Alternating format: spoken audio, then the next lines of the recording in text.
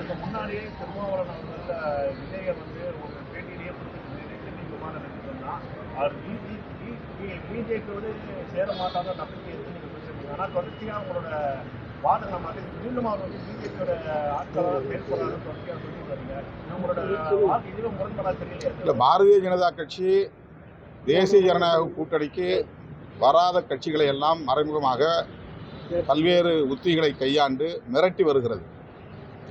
அப்படி தமிழக வெற்றி கழகத்தின் தலைவர் விஜய் அவர்களுக்கும் பாஜகவினர் மறைமுகமான அழுத்தத்தை தருகிறார்கள் அல்லது அச்சுறுத்தி வருகிறார்கள் என்பது பலரும் யூகித்து சொல்லுகிற ஒரு செய்தியாகத்தான் இருக்கிறது. அதில் நானும் ஒருவர். அந்த அளவுக்கு விஜய் அவர்களுக்கான நெருக்கடியை பாஜக தருகிறது என்பதை யாரும் மறுத்துவிட முடியாது. விஜய் அவர்கள் அப்படி அந்த நெருக்கடிக்கு ஆளாகி, நிர்பந்தத்திற்கு ஆளாகி அந்த கூட்டணியில் இடம்பெறுவாரேயானால் அவருடைய அரசியல் என்பது கேள்விக்குறியாகிவிடும். அவரை மட்டுமின்றி அவருக்கு வியூகத்தை வகுத்து தருகிற குறிப்பான சில நபர்களையும் பாஜக விசாரணை என்கிற பெயரில் அச்சுறுத்துவதாக தகவல்கள் வந்திருக்கின்றன. எனவே விஜய் அவர்களை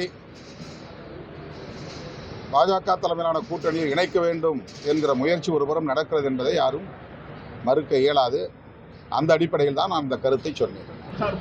மேல்முறையீடு செய்து தீர்ப்பு வந்து உச்சநீதிமன்றத்துக்கு போகிறாங்க. ஆனால் தமிழ்நாடு உயர்நீதிமன்றம் வந்து தேதி குறிப்பிடாமல் வந்து தீர்ப்பு வச்சு எப்படி பார்க்குறீங்க?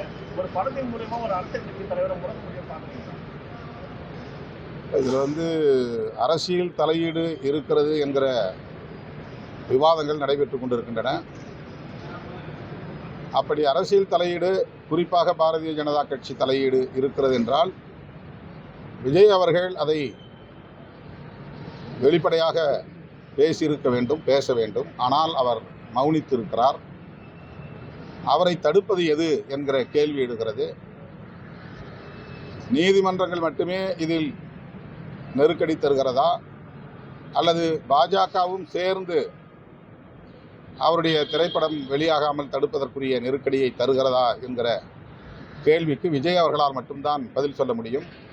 ஒன்று மட்டும் வெளிப்படையாக தெரிகிறது, அவர் பாஜகவையோ அல்லது மோடி அரசையோ வெளிப்படையாக எதிர்க்க தயாராக இல்லை, அச்சப்படுகிறார் என்பது மட்டும் தெரிகிறது. இந்த அச்சம் ஏன் என்பதை மக்களிடையே அவர் தெளிவுபடுத்தினால் அவருடைய எதிர்காலத்திற்கு நல்லது.